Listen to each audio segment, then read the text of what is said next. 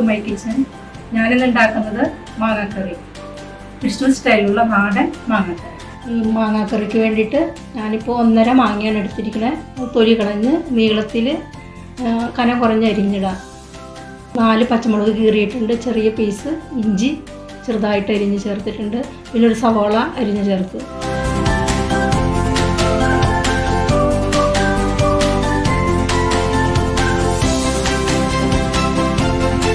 ആവശ്യത്തിനുള്ള ഉപ്പ് ചേർക്കാം.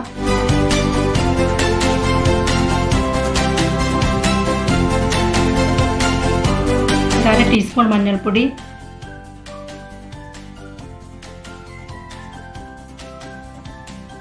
1 ടീസ്പൂൺ മുളക് പൊടി, 2 ടീസ്പൂൺ മല്ലിപ്പൊടി.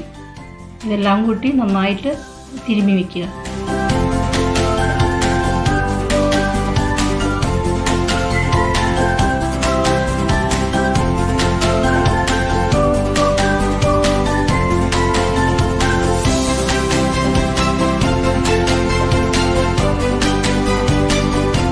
പിന്നെ ഇതിലേക്ക് ആവശ്യം ഒരു തേങ്ങാപ്പാൽ ഉപയോഗിച്ചേക്കുന്നത്.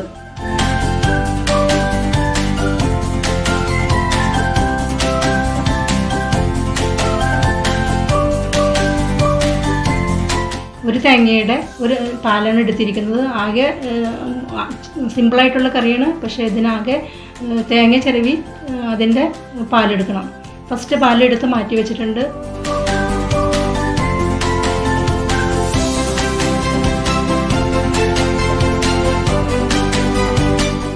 അടുപ്പത്ത് വെച്ച്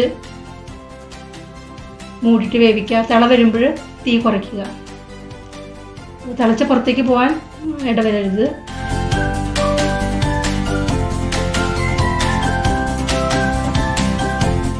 തിളച്ച് കഷ്ണങ്ങൾ വേവുള്ള അധികം സമയം എടുക്കില്ല.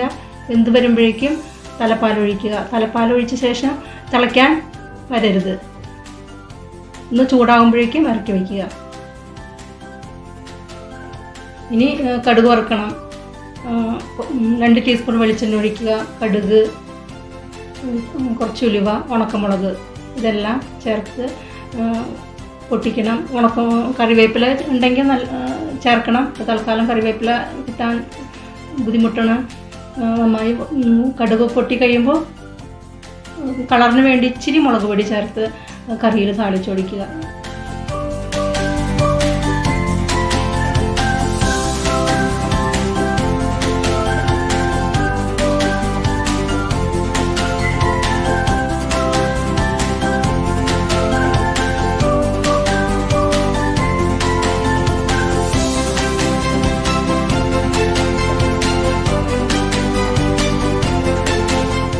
നല്ല ടേസ്റ്റി ആയിട്ടുള്ള നല്ല അടിപൊളി മാങ്ങാക്കറി.